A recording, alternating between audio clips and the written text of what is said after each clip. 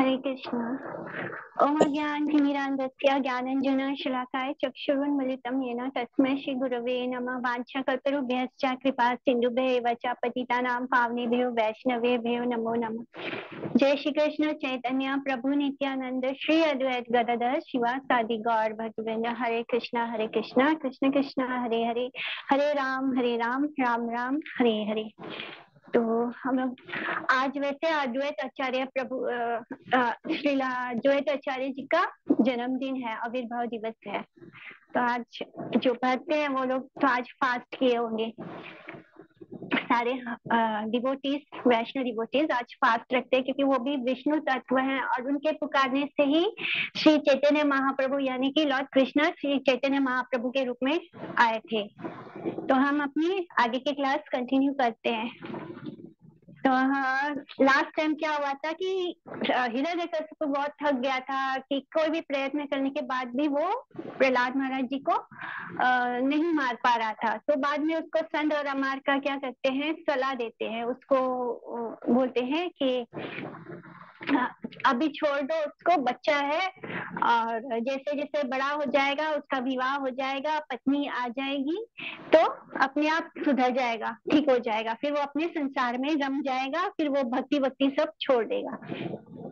तो ऐसे बोल के वो लोग छोड़ देते हैं प्रहलाद के जो भी कोशिश कर रहे थे मारने की, वो क्योंकि उनको ऐसे लगने लग गया कि हिरण्यकशिपु बोलता है कि ऐसा लगता है जैसे ये प्रहलाद ही अमर हो गया है।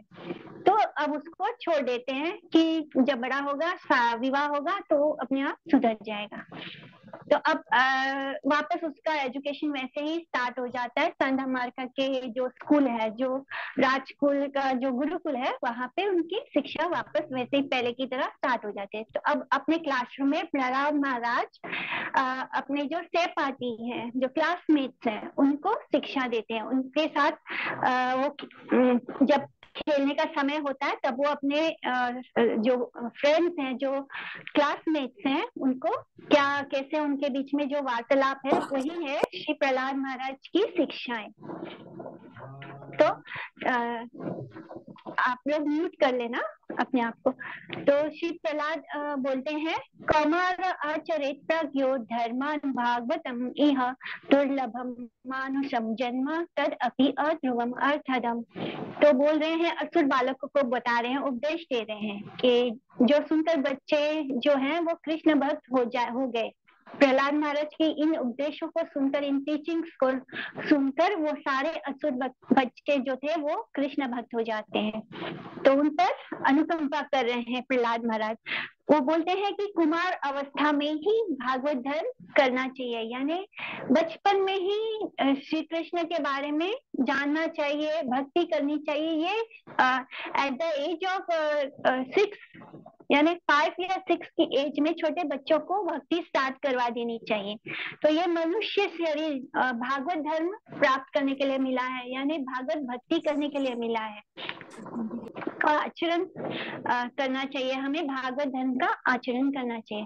तो आगे इस शरीर को कोई ठिकाना नहीं है, मतलब हमारा कोई गारंटी नहीं है, हम किसी भी उम्र में जा सकते हैं। ऐसा कोई पता नहीं है कि हम 100 साल के बाद ही मरेंगे। मृत्यु का कोई डेट नहीं है, मृत्यु कभी भी आ सकती है, इसी पल भी आ सकती है। तो हमें, हमारा पास समय बहुत कम है और इस समय का सदुपयोग उपयोग करना है। तो how we can use this time, मतलब हमारा जो ह्यूमन बॉडी है वो क्या है, वो एक बोट है जो हमें गोलोक लेके जा सकता है। क्योंकि हम मनुष्य शरीर जो प्राप्त करते हैं ये बहुत 84 लाख योनि में से गुजर कर आने के बाद जाके तब कहीं जाके एक अच्छा मनुष्य शरीर मिलता है। क्योंकि मनुष्य देह में भी अगर हमें किसी रिमोट विलेज में जन्म मिल गया, साउथ अफ्रीका में जन्म मिल गया, तो क्या होगा, तो हम लोग नहीं, वहां पे भी कृष्ण भक्ति नहीं प्राप्त होगी हमें। तो ये तो हमारे ऊपर श्रील प्रभुपाद की कृपा है कि पूरे वर्ल्ड में सब जगह इस्कॉन के टेम्पल खुल गए हैं और लोग कृष्ण भक्ति ले रहे हैं। फिर भी उतनी अच्छी तरह से हम कृष्ण को पहुंच पाए ये गारंटी नहीं होती। तो एक मनुष्य देह मिला, वो भी भारत भूमि में मिला, तो ये बहुत बड़ा अपॉर्चुनिटी होता है। तो वो बता रहे हैं छोटे बच्चों को कि हमें बचपन में ही भक्ति शुरू कर लेनी चाहिए, क्योंकि आगे का कुछ हमारे पास पक्का नहीं है, आगे शरीर का कोई ठिकाना नहीं है, कोई गारंटी नहीं है। भोग के लिए तो हमने बहुत योनियों में जन्म लिया, जितनी भी बाकी की जो योनियां है जानवर की, एनिमल्स की, वो सब भोग योनि है। उसमें हम कर्म नहीं बनाते, उसमें कर्म का फल भी नहीं प्राप्त होता, न कर्म बनते हैं न कर्मों का फल प्राप्त होता है, क्योंकि वो भोग योनि है। वहां पे इंटेलिजेंस नहीं है, बुद्धि नहीं है, वहां पे सिर्फ भोग किया जाता है। तो भोग करने के लिए तो हमने बहुत सारे शरीर प्राप्त किए हैं। 84 लाख योनि में से 80 लाख योनि में हमने बहुत शरीर प्राप्त किए हैं और बहुत भोग विलास कर लिया। उस एनिमल, पेड़ पौधे, ये सब कुछ बनकर पशु पक्षी सब बन के हमने बहुत भोग कर लिया। तो एटलीस्ट जब हमें ह्यूमन लाइफ मिला है तो हमें पूछना चाहिए, हम क्वेश्चन करना चाहिए कि हमें ह्यूमन लाइफ क्यों मिला है, हमें बनाने वाला कौन है। तो इसलिए ये ह्यूमन लाइफ बहुत इम्पोर्टेंट है। इसमें भक्ति बचपन में ही शुरू कर देनी चाहिए, कुमार एज में ही शुरू कर देनी चाहिए। सिर्फ मनुष्य शरीर में हमें कृष्ण को प्राप्त कर सकते हैं। जो हमारे जीवन का परम उद्देश्य क्या है, हैप्पीनेस, आनंद। अगर हमें इस आनंद को प्राप्त करना है तो ये किसके पास है, कृष्ण के पास है। तो ये पॉसिबल है सिर्फ इस मनुष्य देह को प्राप्त करने में। तो अब बोलते हैं यथा ही पुरुषेहा विष्णु पादोपसर्पणम यदेश सर्वभूतानां प्रिय आत्मेश्वरा सुहृता। तो ये शरीर स्वयं भंगुर है, कभी भी खत्म हो सकता है। इसलिए कोई अगर इंटेलिजेंट है, बुद्धिमान है, तो उसे भागवत भक्ति करनी चाहिए। समस्त शास्त्र कहते हैं कि भगवान विष्णु के चरण में समर्पण करना हमें बहुत तेज गति से करना है। ये मतलब हमारे पास बिल्कुल समय नहीं है, हम किसी भी पर जा सकते हैं। अगर इस जीवन में कोई चीज सर्टेन है तो वो क्या है, वो डेथ है। Death is certain. बाकी इस लाइफ में कुछ भी सर्टेन नहीं है, कब किस पर क्या हो जाए हमें नहीं पता। Everything is uncertain, only certain thing is death. हमारी मृत्यु सर्टेन है कि वो तो आएगी आएगी, इस एज में आए या आगे के एज में आए, लेकिन पक्का आएगी। तो हमें जितनी जल्दी हो सके उतनी जल्दी भगवत भक्ति स्टार्ट कर लेनी चाहिए, भगवान विष्णु के चरण में समर्पण करना चाहिए। जहाँ है वहीं से भगवान की शरण में भागना है। मतलब अभी अगर हमें किसी भी जिस भी एज में हमें ये रियलाइज हो जाता है कि अभी हमारा मनुष्य शरीर इसलिए प्राप्त हुआ है कि हमें कृष्ण को समर्पण करना है, तो वहीं से स्टार्ट कर दो। वेट मत करो कि मैं कल करूंगा, परसों करूंगा। जब ये शरीर बूढ़ा हो जाता है या रोगी हो जाता है, तब इसमें कोई शक्ति नहीं होती, कोई क्षमता नहीं होती, कोई बुद्धि नहीं चलती। जब हम दर्द में होते हैं, तकलीफ में होते हैं, तो हम वैसे ही अपने दर्द के बारे में ज्यादा सोचते हैं, हम भक्ति नहीं कर पाते। जब हम बूढ़े हो जाते हैं तो हमारा शरीर वैसे ही काम का नहीं होता, तो उसमें कहाँ से हम भक्ति करेंगे। और पूरा जिंदगी जो किया है वही तो एंड मोमेंट में वही स्मरण होगा। तो स्टार्ट इट अर्ली, बहुत तेज गति से हमें ये करना है। जहाँ है वहीं से भगवान की शरण में भागना है। जैसे गोपियों के जीवन में बहुत बाधा है, तभी वो क्या करती है, वो कृष्ण की तरफ भागती है। तो ये सब वो असुर बालकों को कह रहे हैं प्रहलाद महाराज। आप जहाँ भी हो, जैसे भी हो, जब भी रियलाइज हो जाए कि हमारे जीवन का गोल क्या है, लक्ष्य क्या है, तो हमें भगवान कृष्ण की ओर भागना चाहिए। भगवान हमसे सबसे ज्यादा प्रेम करते हैं। सुखम इंद्रियार्थम दैत्य देह योगेन देहिनाम सर्वत्र लभ्यते दैवात यथा दुखम अयत्नता। कि बोल रहे कि माय डियर फ्रेंड, मेरे प्यारे दोस्तों, हमने डेमोनिक यानी हमने असुर परिवार में जन्म लिया है, तो क्या हुआ, लेकिन भगवान हमसे बहुत प्रेम करते हैं। वो मतलब असुर बच्चों ने ये क्वेश्चन किया कि हम तो असुर हैं, हम व्यक्ति कैसे कर सकते हैं? तो क्या बोल रहे हैं कि भगवान हमसे सबसे ज्यादा प्रेम करते हैं, वो सब कुछ जानते हैं हमारे बारे में, हमारे सारे जन्मों के बारे में, और हर जन्म में हमारे साथ हैं। बाकी सब छूट जाता है, बस वो नहीं छूटते हैं। इतना निकट है ना, इतना निकट हमारे माता पिता भी नहीं है ना, हस्बैंड वाइफ एक दूसरे के इतने पास होते हैं जितने पास कृष्ण हमारे हैं। यानी वो हमारे हृदय में हमारी आत्मा है, तो हमारी आत्मा के साथ कृष्ण भी है। एक दोस्त की तरह, एक विटनेस की तरह वो हमारे साथ लगे हुए हैं कि कब हम उनकी तरफ मुड़ के देखें। तो भगवान हमें किसी भी योनि में, किसी भी शरीर में नहीं छोड़े। उन्हें कोई गिन नहीं होती, जब हम गदर के कीड़े भी बन जाए तो उन्हें वो हमें तभी नहीं छोड़ते। यानी he is our true real friend. तो वो बता रहे कि भले हमारा जन्म असुर योनि में हुआ है, लेकिन फिर भी कृष्ण हमारे साथ है। जीव भगवान के बराबर नहीं हो सकता, बड़ा हो सकता है। भगवान के बराबर नहीं हो सकता, लेकिन बड़ा हो सकता है। कैसे? उनका माता पिता बनकर। तो इस तरह वो हमारे साथ हर रिश्ता निभाने को तैयार है, लेकिन हम उनकी तरफ देखें तो सही।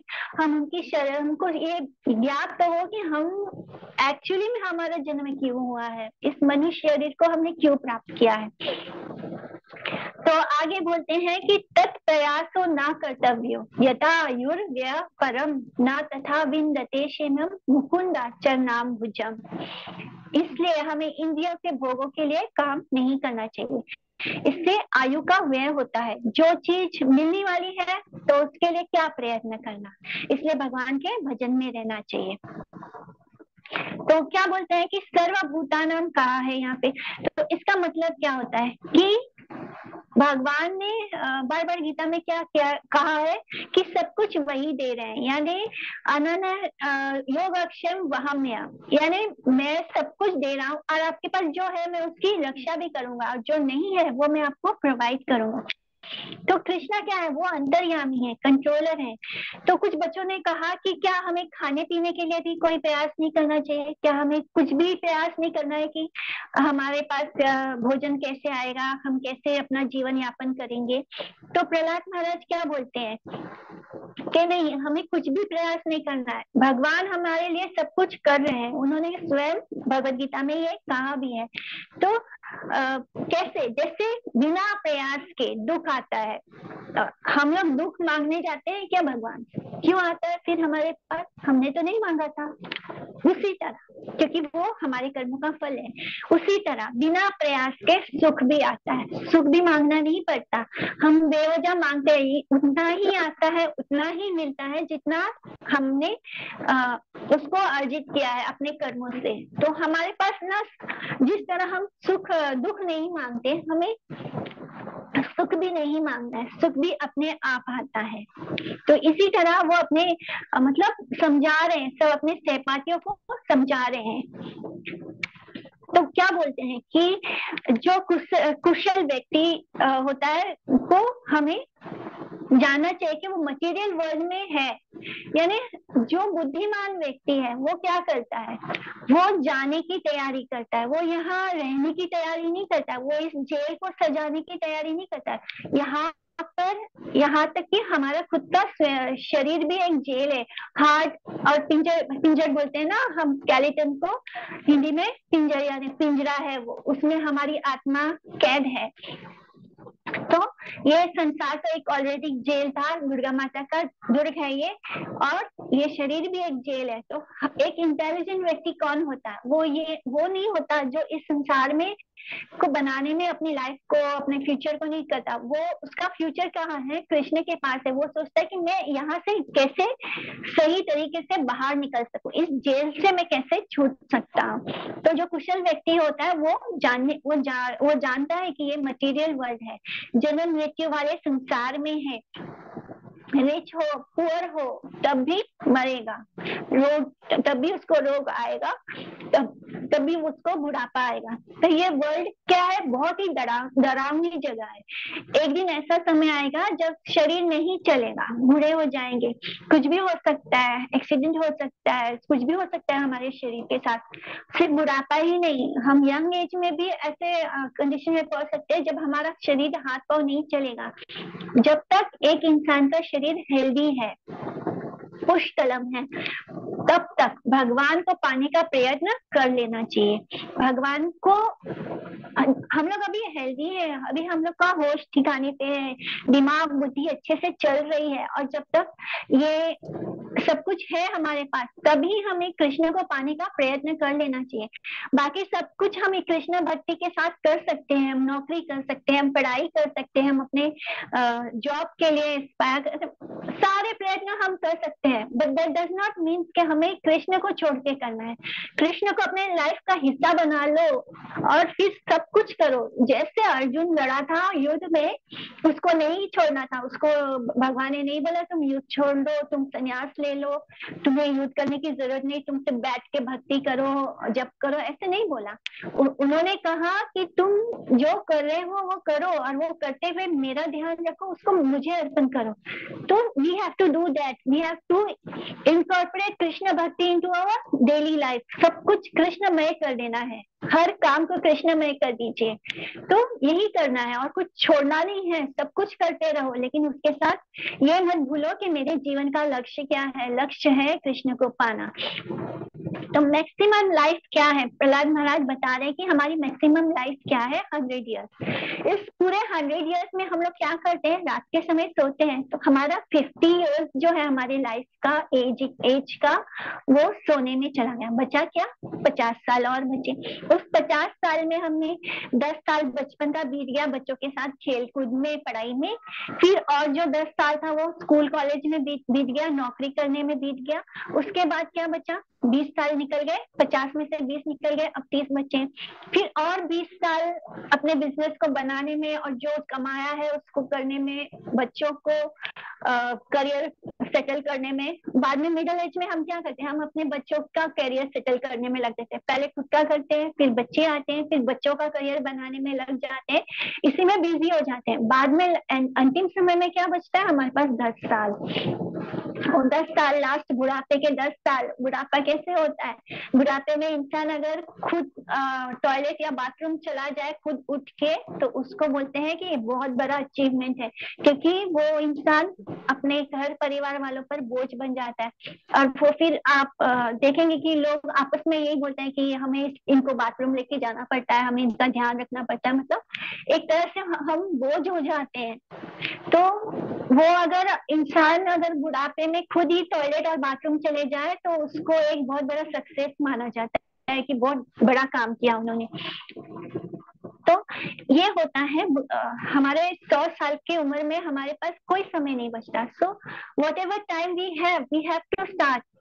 अभी रियलाइज हो रहा है तो अभी स्टार्ट कर दो, चैंटिंग स्टार्ट कर दो, भक्ति स्टार्ट कर दो, सब कुछ कीजिए। कोई चीज के लिए मना नहीं किया गया है, लेकिन विवाह करो, शादी करो, जो करना है करो, लेकिन do it in Krishna consciousness, Krishna में होके कीजिए। हम जो 50 साल हम सोते हैं, तो वो क्या होता है, हम सपने देखते हैं। समय इस शरीर को, उस समय हम क्या करते हैं, रात को जब हम सोते हैं तो इस शरीर को भूल जाते हैं, हम सपने वाले शरीर में होते हैं। तो एक तरह से हम लोग 2 जिंदगी जीते हैं। रात के समय हम दूसरे शरीर में होते हैं, यानी हमारे जीवन का 50 साल हम कुछ और जी रहे होते हैं, 50 साल कुछ और जी रहे होते हैं। लेकिन ये जो हमारे वैष्णव आचार्य थे, बड़े बड़े शिला प्रभुपाद थे, भक्ति विनोद ठाकुर, शिला भक्ति विनोद ठाकुर, और ये जो सद गोस्वामी थे, ये लोग क्या करते थे, ये लोग रात को सोते नहीं थे, ये रात को जाग जाग कर ग्रंथ लिखते थे और बहुत तपस्या की है इन्होंने। हमें इतने ग्रंथ दे के गए हैं, मतलब बिलीव ही नहीं होता है कि ये किसी इंसान ने लिखा होगा, कि वो इंसान नहीं है, क्योंकि वो भगवान के परिकर हैं। भगवान ने उन्हें एम्पावर करके भेजा था हमें रास्ता दिखाने के लिए। तो जो सत गोस्वामी से, उन्होंने ही पूरे वृंदावन धाम को प्रकट किया है। वृंदावन धाम पूरी तरह लुप्त हो गया था, वहां पे जंगल पेड़ पौधे ऐसे उगाए थे, कोई स्थान नहीं पता था कि क्या है। तो श्री चैतन्य महाप्रभु के कहने पर सत गोस्वामी ने पूरे वृंदावन धाम को प्रकट किया। सब कुछ जो हम अभी देखते हैं वृंदावन में, वो गोस्वामी ने प्रकट किया है। भक्ति विनोद ठाकुर ने हमें बहुत लिटरेचर दिए। श्रीला प्रभुपाद ने जितने भी लिटरेचर थे उनको ट्रांसलेट कर दिया इतने कम समय में उन्होंने। श्रीला प्रभुपाद ने जो किया है तो वो कोई कर ही नहीं सकता। लास्ट के 10 साल में वो ट्रैवलिंग कर रहे थे, रात भर जागकर ट्रांसलेशन कर रहे थे, और जितनी भी लेटेस्ट टेक्नोलॉजी थी उसको यूज कर लिया उन्होंने कृष्ण भक्ति में। सब कुछ कृष्ण में कर दिया उन्होंने। तो हमें उनसे सीखना है कि कैसे हम सब कुछ हाई फाई टेक्नोलॉजी जो कुछ भी है हमारे पास, हम उसको सब किस तरह यूज करके कृष्ण कॉन्शियस बना सकते हैं। देयर इज नथिंग, हमें युक्त वैराग्य करना है, हमें हर चीज का इस्तेमाल कृष्ण के लिए करना है। तो इस तरह हम अपने इस लाइफ को भी कृष्ण कॉन्शियस बना सकते हैं। मटेरियल लाइफ के को हम कृष्ण कॉन्शियस बना सकते हैं। लोग क्या करते हैं, रात उनको नींद नहीं आती है तो वो शरीर को भूलने के लिए भी पैसे देते हैं, होटल में जाकर रहते हैं, घर से बाहर जाते हैं। तो इस तरह बहुत कुछ हम इस मटेरियल लाइफ में जीने के लिए करते हैं, लेकिन अगर वही हम कृष्ण की ओर भागने में करें तो वो ज्यादा वर्थ होगा। इस तरह 50 साल सोने में, बचपन में खेलने में 20 साल चला गया, अंतिम के 20 साल बचेंगे तो वो क्या होगा। तो इस तरह प्रहलाद महाराज कहते हैं कि बचपन में ही भक्ति स्टार्ट कर लेना चाहिए। इसलिए कामनाओं से जो भरा हुआ यंग एज होता है, यंग एज क्या होता है, बहुत सारे सपने होते हैं, बहुत सारी इच्छाएं होती है, अनलिमिटेड, बिकॉज शरीर बहुत हेल्दी होता है, तब उस शरीर को नहीं पता होता है कि इसमें दर्द भी होता है, तकलीफ भी होती है। जैसे जैसे एज बढ़ते जाती है तकलीफों का पता चलता है कि हमारा शरीर भी थक रहा है, तकलीफ दे रहा है। तो यंग एज में ये सब नहीं होता है। यंग एज में तो हम बहुत हेल्दी होते हैं, तो यूथफुल लाइफ में बहुत सपने होते हैं क्योंकि तब बहुत शक्ति होती है अंदर। तो हम क्या करते हैं, उसमें बहुत सारी इच्छाएं होती है, तो इन इच्छाओं के पीछे भागने में समय चला जाता है, हम भक्ति की तरफ नहीं जाते। इसलिए प्रहलाद महाराज बोल रहे हैं कि बचपन में ही भक्ति स्टार्ट कर लेनी चाहिए। कौन ऐसा व्यक्ति है जो अपने को स्नेह बंधनों में बांधकर उसको तोड़ पाएगा, यानी ऐसा कोई व्यक्ति नहीं है। अगर स्नेह बंधन, अगर किसी के साथ अफेयर हो गया, किसी के साथ प्रेम हो गया, उसके साथ विवाह हो गया, तो उस बंधन को हम कैसे तोड़ पाएंगे। इसलिए अभी बचपन में ही कोई बंधन नहीं है, बचपन में ये सारी फीलिंग्स इमोशंस नहीं है, तो फिर अभी ही भक्ति स्टार्ट कर लेनी चाहिए, क्योंकि अभी माइंड पूरा खाली है, इसमें कुछ भी हेल्दी है एकदम, हम अभी एकदम हेल्दी है, हमारी सोच के कारण भी हमारे पर कोई बोझ नहीं है, तो हमें अभी भक्ति स्टार्ट कर देनी चाहिए। फिर क्या है, विवाह हो जाएगा तो कोई भी उस विवाह के बंधन को नहीं छोड़ पाएगा।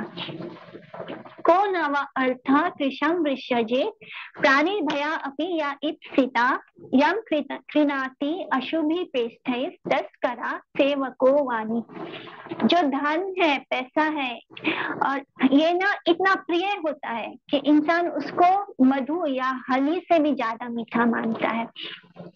इसलिए ऐसा कौन है जो गृहस्थ जीवन में होकर पैसा धन कमाने का मोह त्याग सकता है। एक बार गृहस्थ जीवन में एंटर होता है तो फिर वाइफ होती है, स्टेटस मेंटेन करना होता है, फिर तो पैसा बहुत इंपॉर्टेंट चीज हो जाती है, बच्चों को पढ़ाना होता है, सब मतलब ऐसा लगता है यही मेरा पूरा संसार है, हस्बैंड वाइफ और बच्चे, बस इतने में ही पूरा संसार लगता है, और फिर उनके बारे में ही सोचते सोचते समय कट जाता है। जो चोर होता है या जो प्रोफेशनल गवर्नमेंट सर्वेंट होता है या जो सोल्जर होता है या जो व्यापारी होता है, ये लोग क्या करते हैं, अपना प्राण भी मुश्किल में डालकर धन कमाना चाहते हैं। जैसे कि एक चोर होता है वो तो उसको डर नहीं लगता, एक सोल्जर होता है, ये लोग क्या करते हैं, इनका तो प्राण ही मतलब ये कभी भी मर सकते हैं, इनको पता है इनके ऊपर कभी भी ये कभी भी जा सकते हैं, मर सकते हैं, तब भी वो उसमें जाकर धन कमाना चाहते हैं। एक पति अपनी पत्नी के सौंदर्य, उसके परामर्श, जब पत्नी क्या करेगी, जब अकेले में उसको बात करेगी, उसको कोई सलाह देगी, परामर्श देगी, बातें करेगी, तब उससे अफेक्शन बढ़ जाएगा, उससे उस अफेक्शन का बंधन को तोड़ना बहुत कठिन हो जाएगा। समाज भी क्या बोलेगा कि ये रिश्ता निभाओ, बच्चे भी आएंगे तो उनकी मधुर बोली सुनेंगे, तो हम सब फिर उनको मतलब हमें ऐसा थोड़ी लगे लगेगा कि ये आत्मा है, मैं आत्मा हूँ। हम क्या छोटे बच्चों को मिलते हैं तो हम उनकी बोली सुनेंगे, जब बच्चे आएंगे, वाइफ आएगी, उससे बात करेंगे तो ये अफेक्शन बढ़ता जाएगा, बंधन बढ़ता जाएगा। फिर सब पुत्रियों का स्मरण करेंगे हम, लगातार उनके ही चिंता होगी हमें कि इनका भविष्य देखना है। फिर पत्नी का समर्पण कैसे छोड़ पाएंगे? पत्नी अपना सब कुछ छोड़कर आपके पास आई है, तो आप कैसे पत्नी को छोड़कर कैसे जा पाओगे? उसको नहीं त्याग पाओगे।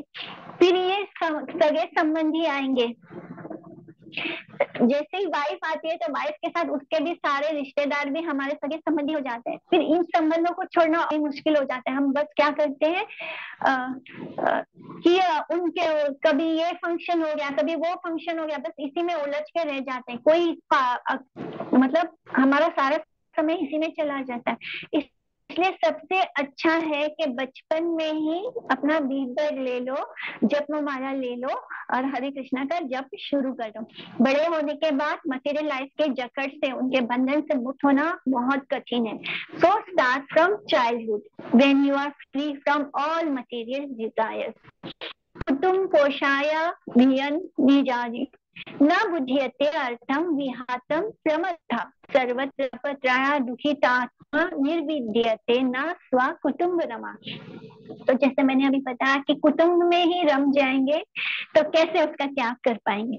तो प्रहलाद महाराज असुर बालक को उपदेश कर रहे हैं कि रेशम का कीड़ा अपने लिए घर बनाता है, तब वो चारों तरफ से बंद हो जाता है। वो रेशम का जो कीड़ा होता है वो अपने आप को ही कैद कर लेता है उस रेशम के घर में, और फिर बाद में वो अंदर तड़पता है क्योंकि वो अपने आप को कैद कर लेता है। तो पुराने जमाने में क्या था कि 4 आश्रम थे। तो 4 आश्रम में हम गृहस्थ में आने के पहले हम ब्रह्मचारी होते हैं, और ब्रह्मचारी के बाद गृहस्थ में आते हैं। तो गृहस्थ आश्रम से बाहर निकलने का रास्ता था, ब्रह्मचारी था, गृहस्थ था, फिर गृहस्थ से बाहर निकल के हम वानप्रस्थ हो जाते थे, यानी वन में चले जाते हैं। वन में जाने के कुछ साल बाद, वन में जाने के लिए पत्नी भी साथ आ सकती थी, तो वन में जाने के बाद हम संन्यास ले लेते थे। तो वहां पर लास्ट स्टेज होता था जब हम पत्नी का साथ छोड़ देते थे संन्यास आश्रम में। तो ये 4 आश्रम में हम लोग, वन आश्रम में बहुत अच्छे से डिजाइन किया गया कि यानी जब इंसान बोझ हो जाता है बच्चों पर, मतलब बोझ होने की स्थिति नौबत नहीं आती है। वो पहले ही वानप्रस्थ यानी आफ्टर 50 वो अपने घर को त्याग देता था, ताकि जो घर के जो बच्चे हैं, हमारे पुत्र हैं, उन पर हम बोझ नहीं बनते थे, वो स्थिति ही नहीं आती थी। हम पहले ही घर का त्याग कर देते थे, तो इससे उनका सेल्फ रिस्पेक्ट भी बना रहता था लोगों का, वो टूटा नहीं था। जैसे अभी क्या हो गया है, बता आजकल क्या होता है कि गृहस्थ आश्रम बिल्कुल रेशम के कीड़े की तरह हो गया है कि हम नहीं ही घर में कैद हो जाते हैं, फिर उसमें फंस जाते हैं और उससे बाहर नहीं निकल सकते क्योंकि हमने कोई रास्ता ही नहीं बनाया बाहर निकलने का। जैसे 2 चोर हैं, तो वो क्या करते हैं, एक चोर चतुर है, उसने चोरी करने के पहले देख लिया कि बाहर से बच के बाहर निकलने का रास्ता कहाँ है। वो पहले ही डिसाइड कर लेता है कि मैं यहाँ चोरी करूंगा, यहाँ से निकल के भाग जाऊंगा। लेकिन दूसरा चोर मूर्ख चोर है, वो क्या है, वो अंदर तो घुस जाता है चोरी करने के लिए, लेकिन अब उसको नहीं मालूम कि वो बाहर कहाँ से निकलेगा, और वो पकड़ा जाता है क्योंकि उसने अपने बचने का रास्ता नहीं निकाला, नहीं खोजा। तो बुद्धिमान गृहस्थ वो होता है जो गृहस्थ आश्रम में प्रवेश करने वाले दिन ही डिसाइड कर लेगा कि मुझे कब इसमें से बाहर निकलना है। लेकिन आजकल क्या होता है, हम गृहस्थ आश्रम में जाते हैं, फिर गृहस्थ आश्रम में ही रहते हैं, कोई वानप्रस्थ नहीं होता, कोई संन्यास आश्रम नहीं होता, और फिर बच्चों पे हम बोझ बन जाते हैं। और फिर बूढ़े लोगों को हम नहीं जानते वो कितने अंदर से दुखी होते हैं कि उनके अपने बच्चे जिनके लिए उन्होंने पूरा जीवन दे दिया, पूरा दिन रात खट खट के मेहनत की, काम किया, पैसे बनाए और उनका पढ़ाया लिखाया, सब कुछ उनका फ्यूचर डिसाइड किया, और फिर बाद में वो खुद ऐसे स्टेज में पहुंच जाते हैं कि बच्चे उनको बोझ समझने लगते हैं। और आजकल बच्चे उनको वृद्धाश्रम में भी डाल के आ जाते हैं। तो गृहस्थों का मन धन अर्जित करने में लगा रहता है, स्त्री का पत्नी का संग करने में और अच्छा भोजन करने में। आजकल यही चलता है कि हमें अच्छा भोजन चाहिए, एक गृहस्थ को क्या चाहिए, अच्छा भोजन चाहिए, स्त्री का संग चाहिए, और मन धन अर्जित करने में लगा रहता है। वो भगवान के भजन का आदर नहीं करते, उनका संसार बस देह भावना से जुड़ा होता है। ये मेरा संबंधी है, ये रिश्तेदार है, बस इन रिश्तों को ही निभाते रहते हैं। कभी के जन्म पर इन रिश्तों को, किसी के जन्मदिन पर जाओ, कभी किसी के विवाह पर जाओ, यही मटेरियल लेन देन हमारा चलता रहता है। पूरी लाइफ हम लोग यही रहते हैं कि कभी ये इसके शादी में जाना है तो हम कपड़े लत्ते सोने गहने ये सब में खरीदने में बिजी हो जाते हैं, तो उसमें और इंजॉय करते हैं कि अरे अभी इधर शॉपिंग करने जाना है, उधर शॉपिंग करना है। तो ये सब मटेरियल है और हम इस मटेरियल लाइफ को इंजॉय कर रहे होते हैं। इसी में जीवन बस हमारा चला जाता है, चलता रहता है। और पूरा जीवन जिनके लिए हम जीते हैं गधों की तरह, पूरे जीवन हम गधे की तरह मेहनत करते हैं, पैसा कमाते हैं। जो पैसा कमाने वाला इंसान होता है घर में, वो पूरा दिन सुबह से लेकर रात तक बस काम ही करता है, उसका सारा ध्यान, उसको सुकून नहीं मिलता कि कभी कोई पर अगर संडे को भी छुट्टी भी हो ना, तभी उसके अंदर कोई सुकून नहीं होता है, क्योंकि वो एंजाइटी चलते रहती है, पैसे पैसे कमाने की एंजाइटी चलते रहती है। तो गधों की तरह जिसके लिए पूरे जीवन हम मेहनत करते हैं, वो सब बस क्या शिकायत करेंगे, क्या बोलते हैं कि आपने तो हमारे लिए कुछ किया ही नहीं। अरे ये लाइन हम लोग बहुत बार सुनते भी है कि हम जिनके लिए बहुत ज्यादा करते हैं वही हमसे बोलते हैं आपने तो हमारे लिए कुछ नहीं किया, मैंने तो आपके लिए ये किया वो किया, लेकिन आपने तो हमारे लिए कुछ नहीं किया। एक तरह से गृहस्थ जीवन क्या है, गधों और मूर्खों का जीवन है।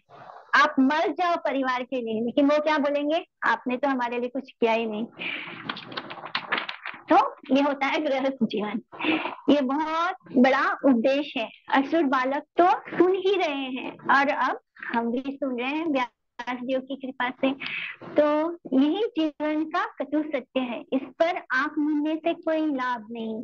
असुर बालकों ने इन उपदेशों को सुना और उनका जीवन तर गया। तो हमारी आयु खत्म हो रही है, कुटुंब को पोषने में, इतना वो ध्यान अर्जित करने में और भरण पोषण में लगा रहते हैं कि उस व्यक्ति को ये बुद्धि नहीं होती कि वो अपने जीवन का परम लक्ष्य को खो रहा है, जो कि कृष्ण को प्राप्त करना है। इन मूर्खों को नहीं पता चलता कि जीवन का लक्ष्य जो है, हमारी लाइफ का जो गोल है, वो वेस्ट हो रहा है।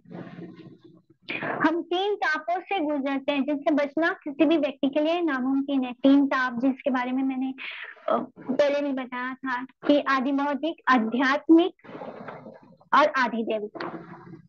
तो ये जो 3 ताप है, यहाँ पे कुंती महारानी ने कहा था कि हमें इन 3 तापों से बाहर निकलने का कोई रास्ता नहीं। इनसे बाहर निकलने का रास्ता क्या है कि भागवत कथाओं का स्मरण, सुनना, श्रवण करना और हरि नाम लेना। तो ये 3 ताप तभी हमसे दूर होंगे जब हम श्रीमद् भागवतम की कथा का श्रवण करेंगे। तो ये मनुष्य जो है, जो पूरी तरह मटेरियल लाइफ में कृष्ण से दूर है, वो इन 3 तापों को झेलते रहते हैं, एंजाइटी में रहते हैं लगातार, फिर भी अपने कुटुंब से वो उगता नहीं है। ये भी खत्म नहीं होती। अगर छुट्टी भी मिल जाए तो ऑफिस और बिजनेस से, तो क्या करते हैं, वो शॉपिंग करने निकल जाते हैं और फैमिली टाइम स्पेंड करने लगते हैं, यानी वो सारा टाइम फैमिली के लिए ही होता है। उसको बोलते हैं कि हमने क्वालिटी टाइम स्पेंड किया। तो हम भक्ति में नहीं आते, बट हम किस में जाते हैं, हम गार्बेज में, यानी कचरे में। ये सब कचरा ही तो है, तो इसमें हम अपना समय बर्बाद करते हैं। बस हम क्या करते हैं, हमें धन बढ़ाने की चिंता लगा रहती है, इतनी ज्यादा कि दूसरे का धन भी हम गलत तरीके से हड़प लेते हैं, और तब वो चीज हमको गलत नहीं फील होती है, क्योंकि हम धन किसके लिए अर्जित करते हैं, खुद के लिए नहीं करते कभी भी। हम अपने अपनों के लिए करते हैं, लेकिन वो अपने हमारे कर्मों का फल नहीं भोगने आएंगे।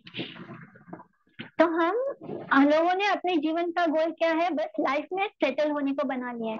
इनके लिए भक्ति करने वाले क्या है, बेवकूफ है। क्या सच में ये ह्यूमन बॉडी इसलिए मिला है कि बस गृहस्थ आश्रम में एंटर करें और बस उसी में लगे रहें? क्या ये जीवन बस इसीलिए मिला है हमें? पूरा जीवन हम गृहस्थ आश्रम के बाहर निकलते नहीं है। जैसे वो रेशम का कीड़ा अपने चारों तरफ जाल बुन लेता है रेशम का, वैसे हमने भी बुन लिया है रेशम का जाल। ऑलमोस्ट जो 80% लोग हैं वो यही कर रहे हैं। हम भूल जाते हैं कि भगवान ने सबके भरण पोषण का इंतजाम किया हुआ है।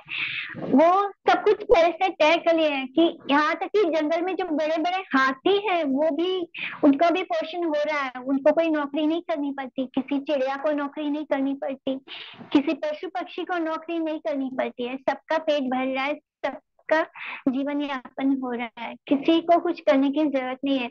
अगर हम दिल से कृष्ण भक्ति करें तो हमारी सारी एंग्जाइटी खत्म हो जाएगी, क्योंकि हमें समझ आएगा कि भगवान ने सब कुछ पहले से डिसाइड करके रखा हुआ है।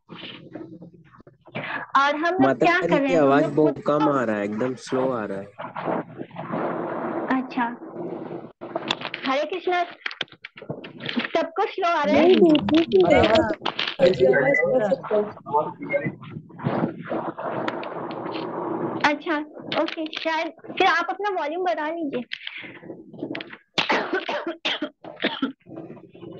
तो मतलब हम जब गृहस्थ जीवन में पूरी तरह लीन हो जाते हैं, तब हम लोग क्या कर रहे होते हैं, हम एनिमल किंगडम में जाने की तैयारी कर रहे होते हैं।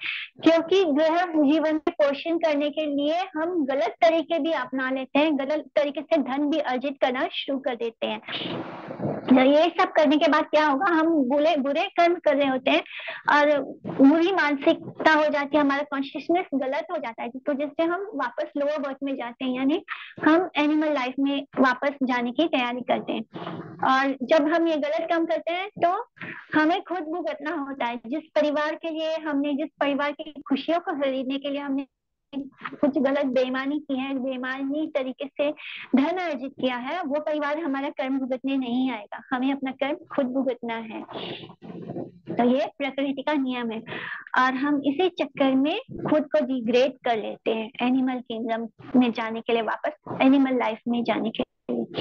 तो ये सब मतलब एक्चुअली में हम ह्यूमन लाइफ नहीं जी रहे होते हैं, हम एनिमल लाइफ ही जी रहे हैं। तो प्रहलाद महाराज बताते हैं कि जो गलत तरीके से धन हड़पता है दूसरे का, उसको इस दुनिया में पुलिस, जो पुलिस है वो इस दुनिया में परेशान करती है, उसको पुलिस के डंडे मिलते हैं और मरने के बाद यमराज के डंडे पड़ते हैं। क्योंकि यमराज, जो कृष्ण भक्त नहीं होता उसे यमराज के दर्शन जरूर करने पड़ते हैं। सिर्फ एक वही व्यक्ति है जो कृष्ण की शरण में है, उसको कभी यमराज लेने नहीं आते। यमराज आते हैं तो वो जितने भी हमने कुकर्म किए होते हैं उसके लिए एक यातना शरीर मिलता है और उसमें बहुत ढेर सारी यातना होती है, हर पाप की सजा दी जाती है और उसके बाद जाके एक नया जन्म दूसरे लो लेवल में मिल जाता है, फिर से वापस आने के लिए 84 लाख योनियों में। तो इस संसार में व्यक्ति अपने लिए उतना पाप नहीं करता जितना अपनों के लिए करता है। अगर कोई व्यक्ति विद्वान है, जीवन के लक्ष्य को जानता है, तो प्रहलाद महाराज ने कहा कि असुर बालकों से कि फिर भी वो अपने कुटुंब जीवन का पोषण में आसक्त रहता है, वो कभी वैकुंठ नहीं जा सकता, उसका डेस्टिनेशन भी नरक ही है। क्योंकि हे असुर बालकों, आज विश्व में अनादिकाल से ऐसा कोई भी व्यक्ति नहीं हुआ जो खुद को इस संसार के बंधन से खुद ही मुक्त कर पाएगा, कभी नहीं। कोई भी अपने को परिवार की ममता से छुड़ा ले, ये पॉसिबल नहीं है, विशेषकर स्त्रियों से, यानी वाइफ से तो ऐसा कभी नहीं हुआ। भगवान के बारे में जानकारी सिर्फ साधु संग से ही प्राप्त हो सकती है। कोई भगवान का भक्त जब तक कृपा ना करे तब तक हम इस संसार रूपी कुएं से बाहर नहीं निकल सकते। भगवान के बारे में जानकारी देने के लिए हमें साधुओं का संग करना होता है। नारद जी कहते हैं कि अगर किसी की चित्त स्त्री में आसक्त हो गई है तो वो बिना कृष्ण के, उसे कोई और उसमें से नहीं निकाल सकता। कृष्ण अपने भक्तों के थ्रू हमें बाहर निकालते हैं। अपने जो कृष्ण के जो शुद्ध भक्त होते हैं वो उनके थ्रू हमें इस संसार के सागर से बाहर निकालते हैं। जैसे कोई बंदर मदारी के इशारे पर नाचता है, वैसे ही पुरुष एक स्त्री के इशारे पर नाचता है और इसमें से वो कभी भी खुद से बाहर नहीं निकाल सकता। सिर्फ कृष्ण ही निकाल सकते हैं। स्त्री और पुरुष दिखने में कैसे होते हैं, दूर दूर लगते हैं, बस दोनों का हृदय बंधा हुआ होने से उसे क्या बोलते हैं, हृदय ग्रंथि बोलते हैं, जिसके कारण वो एक दूसरे से कनेक्टेड होते हैं। तो कुछ गुरुजन कैसे बोलते हैं कि एक वायरलेस कनेक्शन होता है स्त्री और पुरुष के बीच। पति और पत्नी को एक दूसरे से बांधने वाले कौन होते हैं, बच्चे होते हैं। तो यहाँ पे जब मैं स्त्री बोल रही हूँ तो वो हस्बैंड वाइफ के लिए बोल रही हूँ। तो ये बंधन ऐसा होता है दोनों का, हस्बैंड एंड वाइफ का जैसे वायरलेस कनेक्शन हो दोनों के बीच में, दोनों का हृदय बंधा हुआ होता है, जिसको हम हृदय ग्रंथि बोलते हैं। तो उन्हें जोड़ा, और उन्हें जोड़ने का दूसरा आगे का काम करते हैं बच्चे करते हैं, क्योंकि वो और भी हमें संसार में बांध देते हैं। तो ऐसे दैत्यों का संग मत करो, यही एक्चुअली में दैत्य हैं जो इस संसार में लिप्त हैं। तो ऐसे दैत्यों का संग मत करो, जो आदिदेव प्रभु विष्णु का संग करो, जो विष्णु से दूर ले जाए, ऐसे लोगों का संग मत करो। तो तो ये बोल रहे हैं कि आप कहते हो कि जो मुक्त आत्मा है, असुर बालक अब पूछ रहे हैं क्वेश्चन कि जो मुक्त आत्मा है वो ही भक्ति कर सकता है, तो हम तो असुर है, हम कैसे भक्ति कर सकते हैं। तो प्रहलाद महाराज कहते हैं कि अच्युत को, अच्युत यानी कृष्ण को प्रसन्न करने में कोई बहुत परिश्रम नहीं है।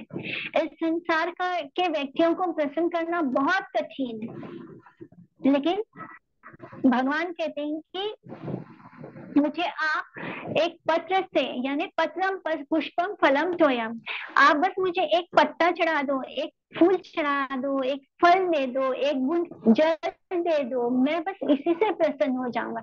लेकिन इसमें आपका प्रेम होना चाहिए। आप मुझे प्रेम से ये सब कुछ भी दे दो, जरा सा कुछ, एक ड्रॉप वाटर भी दे दोगे तो मैं आपका हो जाऊंगा। कृष्णा खुद स्वयं ये भगवद गीता में बोलते हैं, यानी कि भगवान को प्रसन्न करने के लिए हमें कुछ बड़ा बड़ा काम नहीं करना, हमें जो भी करना है बस उनको हमारा प्रेम चाहिए। हम प्रेम से उन्हें एक फूल लेकर दे दें तो वो प्रसन्न हो जाएंगे। भगवान बस भाव से संबंध चाहते हैं। जैसे बच्चा अपने पिता को प्रसन्न करने के लिए कुछ नहीं करना पड़ता। एक छोटा सा बच्चा है, उसको अपने पापा को खुश करना है तो क्या करेगा, उसके पापा उसको चॉकलेट ला के देते हैं। वो क्या करे, वो बच्चा अगर अपने पिता को वो चॉकलेट वापस खाने के लिए दे दे तो पिता को अंदर से कितनी खुशी होती है कि मेरे बेटे ने मेरे बारे में सोचा। भले ही वो चॉकलेट उसके पिता ने ही उसको दिया है, लेकिन फिर भी जब वो बच्चा बहुत प्रेम से वो चॉकलेट अपने पापा को खाने के लिए देता है तो पापा उसके खुश होते हैं। तो इसी तरह सब कुछ भगवान का है, लेकिन फिर भी जब हम प्रेम से भगवान को उनकी ही दी हुई चीज उनके देते हैं तो भगवान को ऐसे फील होता है कि मेरे बच्चे ने मेरे बारे में सोचा। तो ये होता है परमात्मा के साथ, भगवान के साथ हमारा रिश्ता, बस प्रेम का रिश्ता होना चाहिए। तो परमात्मा दिन रात हमारे साथ है, वो हमें जानते हैं, बस वो हमारी भाव को देखते हैं। और हम किसी को जैसे एक गिलास पानी देकर भी प्रसन्न कर पाएंगे, वो इस संसार के लोग तो नहीं प्रसन्न होंगे एक गिलास पानी से, लेकिन भगवान एक गिलास पानी या एक बूंद जल से भी प्रसन्न हो जाते हैं। सब कुछ भगवान की संपत्ति है, लेकिन भगवान को अगर हम वो उनकी ही चीज को बहुत भाव से और प्रेम से अर्पित करते हैं तो भगवान उसे स्वीकार करते हैं। इसलिए हमें अटूट है, इसलिए आपको चिंता करने की कोई जरूरत नहीं। भगवान को प्रसन्न करना बहुत आसान है, वो व्यापक है, सब जगह व्याप्त है, सब कुछ भगवान की शक्ति है, पेड़ से लेकर ब्रह्मा तक सब में प्रेजेंट है। वो परम कंट्रोलर है, केवल मनुष्यों पर नहीं सब पर दया करते हैं। तो वो बोलते हैं कि अपना असुर भाव छोड़ दो, भगवान इससे हमसे प्रसन्न होंगे, फिर और क्या बाकी रह गया। भगवान मिल गए तो और क्या बाकी रह गया। भोग धर्म काम भोग, यानी हम भोग करने में लगे हैं, अर्थ काम मोक्ष धन अर्जित करने में लगे, इससे क्या लाभ होगा। अपना सब कुछ सिर्फ कृष्ण के लिए करने में लगा दो। हमें अपना जो भी काम कर रहे हैं उसे हमें कृष्ण के लिए करना है, हमारे पास अगर अर्थ है, यानी हमारे पास धन है, तो वो धन को कृष्ण की सेवा में लगा दो। इसलिए शास्त्र कहते हैं कि धन कमाओ, बस किसके लिए? भगवान के लिए। धन की गति इसी में है कि वो ईश्वर को समर्पित हो जाए, वरना धन का क्या होगा? धन की गति क्या होगी अगर भगवान में नहीं लगे? तो या तो कभी चोरी हो जाएगा, या तो कभी नष्ट हो जाएगा, या जैसे इस संसार में जो हम कृष्ण के बिना धन कमाते हैं, वो एक्चुअली में वो लक्ष्मी नहीं होती, वो माया होती है, दुर्गा माँ की माया होती है। लक्ष्मी तभी आती है जब हमारे जीवन में कृष्ण होते हैं, तो बिना कृष्ण के लक्ष्मी जी नहीं आती है। जो लोग बहुत रिच रिच दिखते हैं, मतलब, और भगवान की कृष्ण की भक्ति नहीं करते, उनके पास जो लक्ष्मी, वो लक्ष्मी नहीं होती, वो माया होती है। वो जैसे आती है वैसे जाती भी है। कष्ट ले आती है तो बहुत घर में क्लेश भी लेकर आती है, बहुत रोग, बहुत बीमारी लेकर आएगी, और बहुत लड़ाई झगड़े होंगे लोगों के आपस में। तो ये जो धन होता है, ये माया होती है, ये लक्ष्मी नहीं होती। लक्ष्मी हमेशा विष्णु की पाद सेवा करती है, यानी वो वही होती है जहाँ विष्णु होंगे, जहाँ कृष्ण होंगे, वहां पे लक्ष्मी जी हमेशा वास करेगी। तो जो ज्ञान मैं तुम्हें दे रहा हूँ, ये ज्ञान नारायण ने नारद जी को दिया, और ये ज्ञान उसी को प्राप्त होगा जो सिंपली पर्सन होगा, नारद जी के जैसे, यानी जो भगवान जी का अच्छा वैष्णव भक्त होगा, जैसे ऋषि के। इसलिए हमें नारद जैसे ऋषि की शरण लेने से, अकिंचन होकर उनकी चरण रज को प्राप्त करने से ही हमें भक्ति मिलेगी। मैंने ये ज्ञान नारद जी से लिया है, उनसे पहले सुना है। तो ये असुर बालक बहुत सरप्राइज हो जाते हैं कि ये प्रहलाद क्या बोल रहा है कि मैंने ये ज्ञान नारद से लिया है। तो वो पूछते हैं कि तुम कह रहे हो कि तुमने ये ज्ञान नारद जी से लिया है, जबकि हम तुम्हें बचपन से देख रहे हैं, तुम तो अपने माता पिता के साथ रहते हो, और नारद जी तो मैंने कभी देखा ही नहीं कि तुम कभी गुरुकुल में नारद जी तुमसे मिलने आए हो। नारद ऋषि तो कभी तुमसे मिलने नहीं आए थे, तुमने ये ज्ञान कैसे प्राप्त किया? तब श्री दैत्यपुत्र प्रहलाद महाराज ने कहा कि हमारे संशय दूर कीजिए। वो बोल रहे हैं असुर बालक कि ये हमें डाउट हो रहा है कि तुम कैसे बोल रहे हो कि तुमने नारद ऋषि से ज्ञान प्राप्त किया। तब वो बताता है वो रहस्य जो हम लोग सब जानना चाहते थे कि प्रहलाद महाराज बचपन से भक्त कैसे थे। तो वो बताते हैं कि हिरण्यकशिपु मंदराचल पर्वत में, जब हमारे पिता हिरण्यकशिपु मंदराचल पर्वत पर तपस्या करने गए थे, तब उनके एब्सेंस में जो देवता हैं जिनके राजा इंद्र हैं, उन्होंने सभी असुरों का वध करने का प्लान किया, क्योंकि अब हिरण्यकशिपु तो अपने राज्य में नहीं है, वो तो चला गया था तपस्या करने। तो इंद्र ने ऑर्डर दिया कि जितने भी असुर हैं हमें उन सबको खत्म करना है, और कहा कि जैसे सांप छोटी छोटी चींटियां खा जाती है, वैसे ही हिरण्यकशिपु ने जिस तरह सभी लोगों पर अत्याचार किया है, अब उसको अपने कर्मों का फल भुगतना होगा। और इंद्र असुरों से युद्ध की तैयारी करता है। तो ये देखकर अपनी प्राणों की रक्षा के लिए, क्योंकि अब हिरण्यकशिपु यानी उनका राजा नहीं है राज्य में, तो जितने भी असुर हैं वो क्या करते हैं, वो अपने पति पत्नी बच्चों, जो पति हैं असुर, वो अपनी वाइफ को भी छोड़ देते हैं, अपने बच्चों को भी छोड़ देते हैं, और इधर उधर अपने प्राणों की रक्षा के लिए भाग जाते हैं, और घर में उनकी वाइफ और बच्चे ऐसे ही रह जाते हैं।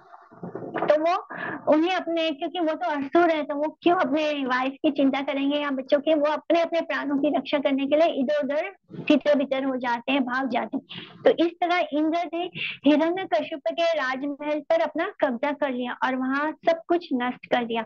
और फिर उसने इंद्र ने क्या किया, मेरी माता कयादु को बंदी बना लिया, यानी प्रहलाद महाराज बोल रहे हैं कि तब उन्होंने मेरी माता कयादु को बंदी बना लिया, जो कि वहां की महारानी थी।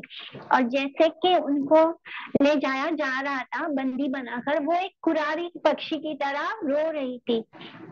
मतलब एक बेबस पंछी की तरह रोए जा रही थी, जिसको एक गिद्ध ने अपने कैप्चर कर लिया हो या पकड़ लिया हो। तब वहां से नारद जी ने ये सब देखा और फिर वहां पर प्रकट होकर उन्होंने उस वक्त कहा कि तब मैं उनकी माता, मेरी माता के गर्भ में था, यानी तब वो माता कयादु प्रेग्नेंट थी और प्रहलाद महाराज उनके गर्भ में थे। और नारद मुनि वहां पे प्रकट होते हैं, इंद्र से कहते हैं कि ये किसी और की पत्नी है, आपको इन्हें इस तरह खींचकर नहीं ले जाना चाहिए, ये एक सती नारी है और इन पर दया कीजिए और छोड़ो। तब इंद्र ने क्या कहा कि इनके गर्भ में एक और हिरण्यकशिपु है, जिसका बीज के रूप में है, इसलिए जब तक ये बच्चा जन्म नहीं लेता ये हमारे कैद में रहेगी और फिर हम उसके बच्चे को जन्म लेते ही मार देंगे। तब नारद ने क्या कहा, नारद जी बोलते हैं कि ये बच्चा जो इनके गर्भ में है वो निर्दोष है, ये एक बड़ा भक्त है कृष्ण का, विष्णु का, इसलिए आप इसको नहीं मार पाओगे। इंद्र ने सोचा कि बच्चे के जन्म के बाद उसको मार देंगे, यानी उसने प्लान कर लिया था कि जैसे ही बच्चा जन्म लेगा उसको मार देंगे। भगवद गीता का श्लोक है, कौन्तेय प्रति जानीहि न मे भक्ता प्रणश्यति, लेकिन भक्तों का कभी विनाश नहीं होता। तो प्रहलाद महाराज जी इसका एग्जाम्पल है, चाहे कितनी कोशिश कर ली हिरण्यकशिपु ने, लेकिन उसको नहीं मार पाया। तो ये सब सुनने के बाद जो नारद मुनि जब बताते हैं कि नहीं ये जो बच्चा है वो भक्त है, वो बड़ा डिवोटी है भगवान कृष्ण का, तो इंद्र जो है नारद मुनि का सम्मान करते हैं और फिर उनकी बात को मानकर माता को छोड़ दिया जाता है। और जितने भी देवता उन्हें कैद करके पकड़ के लेके जा रहे थे वो इंद्र की बात को, नारद जी की बात को मानते हैं कि उनकी माता के घर में कयादु उनकी माता है प्रहलाद महाराज की, और कयादु के गर्भ में जो बालक है वो एक देवता है और वो नारद जी का सम्मान करके कयादु की प्रदक्षिणा करते हैं, एक भक्त की प्रदक्षिणा करते हैं। तो इस तरह होते हैं डेमिगॉड, ये अंतर होता है असुर में और देवता में। अगर कोई हमें भी ऐसे बोले कि एक अजन्मा बच्चा जो एक माता के गर्भ में है वो ये है भक्त है, वैष्णव है, तो हम इस तरह किसी स्त्री की प्रदक्षिणा नहीं करेंगे।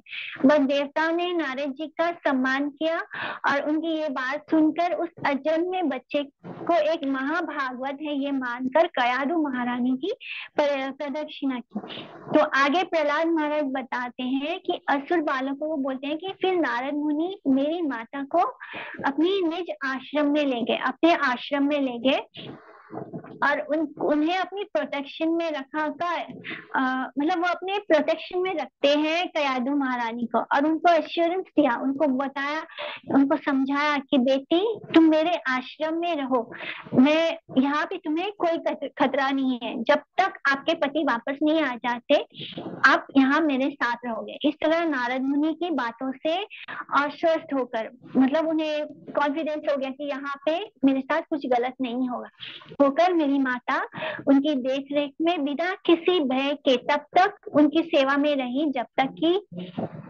दैत्यराज अपने कठोर तपस्या करके वापस नहीं लौटा है। तो अब प्रहलाद महाराज बता रहे हैं कि और जो प्रहलाद की माता का एक मात्र आश्रय कौन थे, नारद मुनि थे। उन्हें अभी अपने गर्भ के लिए भय था, उन्हें अभी भी लग रहा था कि जैसे ही इस बालक का जन्म होगा शायद उसे मार दिया जाएगा, तो माता है इसलिए माता को अपने बच्चे के लिए भय था, इसलिए गर्भ की सुरक्षा के लिए उन्होंने डिसाइड किया कि जब तक हिरण्यकशिपु वापस नहीं आता अपनी तपस्या से, जब तक हिरण्यकशिपु अपने तप से वापस नहीं आता तब तक वो प्रहलाद महाराज को जन्म नहीं देंगे। तो इस कठोर तपस्या में उनको हजारों साल लग गए, उनका जो हिरण्यकशिपु था उसको हजारों साल लगे, ये सत्युग की घटना है। तो इस कठोर तपस्या में उसको हजारों साल लगे, तब तक बहुत भक्ति भाव से कयादु ने नारद मुनि की सेवा की। तो हम यहाँ पे बोलेंगे कि नारद मुनि तो ब्रह्मचारी है, सिंगल है। तो क्या शास्त्र क्या बोलते हैं कि जो ब्रह्मचारी होता है उनको स्त्रियों के साथ अकेले में बात भी नहीं करना चाहिए, फिर चाहे वो सिस्टर हो या डॉटर हो या मदर हो। तो यहाँ पे जो नारद मुनि है ये महाभागवत है, यानी परम डिवोटी है, भक्त है, को हमें अपनी तरह आम इंसान नहीं समझना चाहिए। जो परिकर होते हैं, जो भगवान के स्पेशल भगवान एम्पावर करके जिनको भेजते हैं, वो बहुत हाई लेवल पे डिवोटी होते हैं और वो परम महाभागवत है, 12 महाजनों में से एक है। तो वो हमारी तरह आम इंसान की कैटेगरी में नहीं आते हैं, ये सब आध्यात्मिक दृष्टि से बहुत ही हाई लेवल पे है। इसलिए यंग होने के बावजूद इन्होंने माता कयाधु की सेवा को, जो कि खुद में एक यंग थी वो माता कयाधु, उनकी सेवा को स्वीकार किया। और कयाधु जैसे सती नारी भी बिना किसी डर के उनके आश्रम में रही। सेम इंसिडेंट ऐसे हरिदास ठाकुर के साथ भी हुआ था। हरिदास ठाकुर जो चैतन्य महाप्रभु के भक्त हैं और उनके डिसाइपल थे, उनको भी उनको तपस्या करने के लिए एक प्रोस्टिट्यूट को मिडनाइट में उनके पास भेजा गया था, लेकिन वो प्रोस्टिट्यूट को भी उन्होंने भक्त बना दिया, क्योंकि जो भक्त होता है उसको इस संसार की इस मटेरियल चीजें अट्रैक्ट नहीं करती। उसने बहुत कोशिश करी थी प्रोस्टिट्यूट ने उनको अपने तरफ अट्रैक्ट करने की, लेकिन इनके ये अपने हरि नाम में इस तरह लीन है कि वो उनका हरि नाम सुनते सुनते वो भी भक्त बन गई। तो लेकिन ये जो शास्त्र है ये आम लोगों के लिए, जो अपने सेंसेस को कंट्रोल नहीं कर पाते, उन लोगों के लिए ये सारे नियम होते हैं। इस तरह नारद ऋषि ने मुझे ही संबोधन करके बता रहे हैं प्रहलाद महाराज की, नारद ऋषि ने मुझे ही संबोधन करके, जब मैं माता के गर्भ में था, उपदेश दिया मेरी माता को, और उनकी सेवा में जो मेरी माता थी उनको ये गर्भ में है और ये परम भागवत है, ये नारद जी को पता है, उनको सारा फ्यूचर पता है। तो वो नारद मुनि उन्हें ही, यानी प्रहलाद महाराज को ही उपदेश दे रहे हैं। इनडायरेक्टली दिखने में ऐसे लग रहा है कि वो माता कयाधु को उपदेश दे रहे हैं, बट एक्चुअली में वो किसे दे रहे हैं? प्रहलाद महाराज को उपदेश दे रहे हैं। तो इसी तरह बोला जाता है कि जब बच्चा गर्भ में हो तो माता को ऐसे सत्संग सुनने चाहिए, भागवतम पढ़ना चाहिए, जिससे कि बच्चे के ऊपर भी वो संस्कार पड़ते हैं। तो नारद मुनि अपने स्वभाव से ही बहुत कृपालु हैं और सभी पतित जीवों पर वो बड़ी कृपा करते हैं। उन्होंने आध्यात्मिक और शास्त्रों का ज्ञान दिया हम दोनों को। ये इंस्ट्रक्शन प्योर भक्ति के लेवल पे थे, कोई मटेरियल वर्ल्ड का भौतिक ज्ञान नहीं था, जिसमें भौतिक ज्ञान की कोई मिलावट नहीं थी। भागवत धर्म के बारे में वो बता रहे थे। भागवत धर्म वो ज्ञान जिससे भगवान के साथ अपने रिश्ते को हम समझ पाते हैं, अपना संबंध ज्ञान बता रहे थे, और जिसको फॉलो करके हम अपने लाइफ के मिशन को, जो कि अपना रियल घर है, भगवान के घर वापस जाना, वो हम जा सकते हैं। भागवत धर्म ही भक्ति योगा है। वासुदेव भगवती भक्ति योगा प्रयोजिता जनयाति असुवैराग्यम ज्ञानम चायद अहेतुकम। तो भक्ति करने से, भक्ति वर्ड से का इस रिलेशनशिप में कोई भी, मतलब हम भक्ति शब्द को किसी देवी देवता से जोड़कर नहीं देख सकते। भक्ति सिर्फ और सिर्फ कृष्ण की होती है। भक्ति कभी किसी देवी या देवता की नहीं होती, क्योंकि जब हम किसी देवी देवता के शरण में जाते हैं तो हमारा लक्ष्य क्या होता है? कुछ मटेरियल पाने की इच्छा होती है। जब तक हम पाने की इच्छा कर रहे हैं उसे भक्ति नहीं कहते हैं। भक्ति जब एक लेवल और ऊपर जाती है तब वो प्रेम हो जाता है, शुद्ध प्रेम। तो भक्ति का मतलब ही होता है कि देना, लेना नहीं।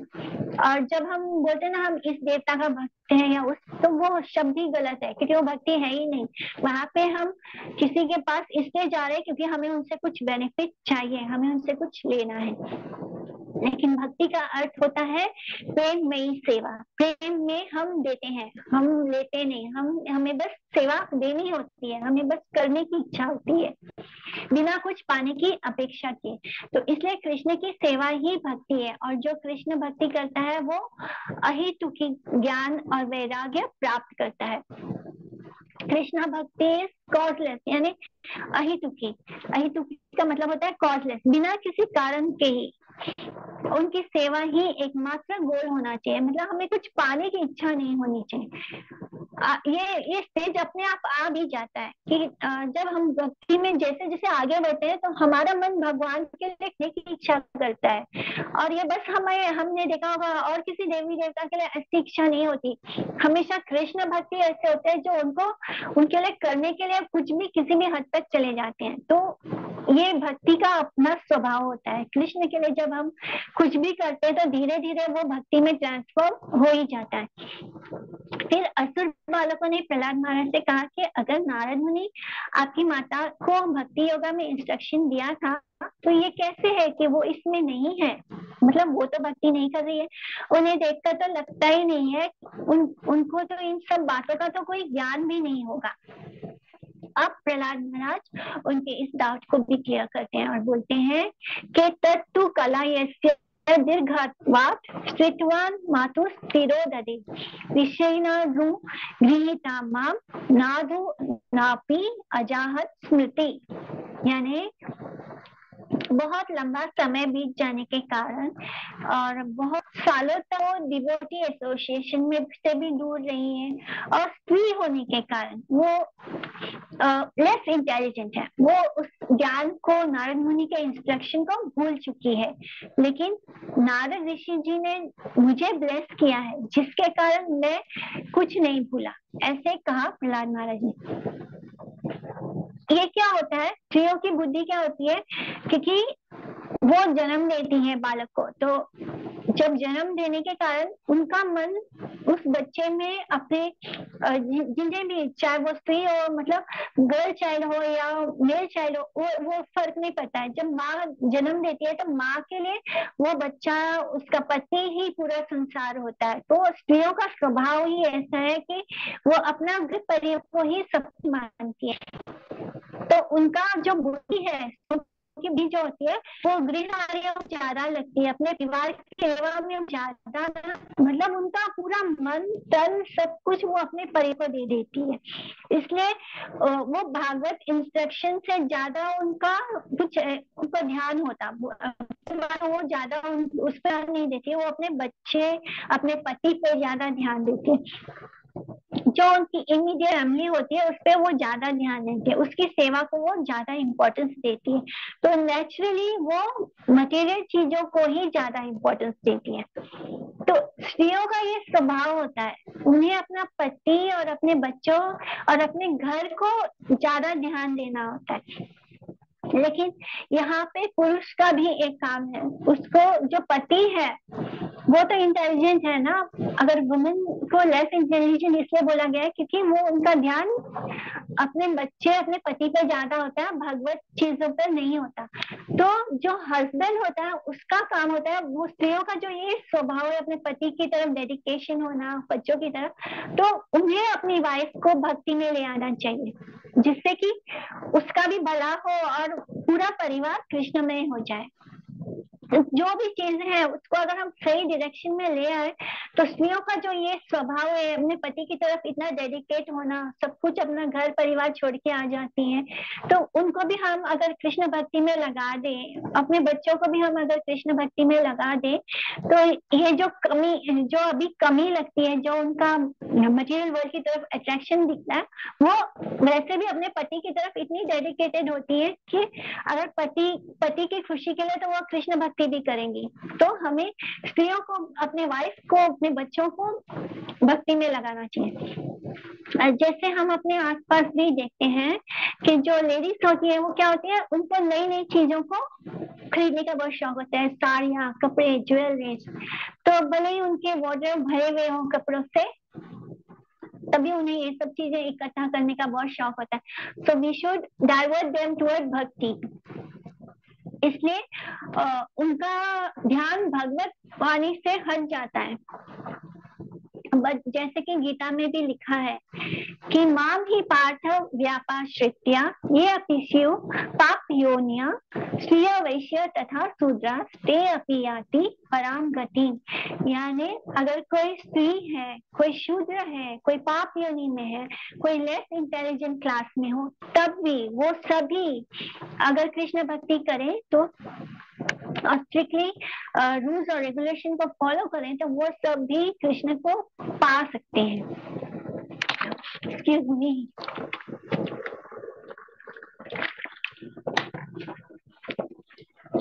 तो वो सब भी कृष्ण को प्राप्त कर सकते हैं। तो ऐसा कोई रूल नहीं है कि स्त्री है या कोई लेस इंटेलिजेंट है या कोई पाप योनि में जन्म लिया है। पाप योनि यानी जो चंडाल से भी नीच जाति होता है वो पाप योनि होता है। अगर किसी ने उस योनि में भी जन्म लिया है, लेकिन अगर वो नियम से अच्छे से रूल्स और रेगुलेशन को फॉलो करके कृष्ण भक्ति करता है तो वो भी भगवान के पास भगवत धाम वापस लौट सकता है।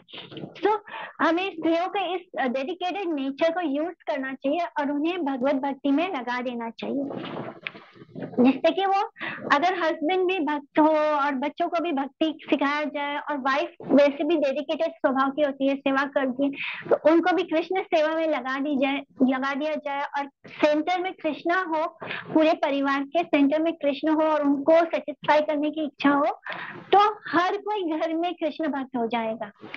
आगे प्रहलाद महाराज जी कहते हैं कि मेरे प्यारों मित्रों, अगर आप सब बिना किसी डाउट के मेरे इंस्ट्रक्शन पर फेथ रखोगे, आप सब भी इस भगवत ज्ञान को समझने के अधिकारी हो जाओगे। इससे कोई फर्क नहीं पड़ता कि आपने असुर घर में जन्म लिया है, हम सब पाप योनियों में हैं, तब भी कोई फर्क नहीं पड़ता।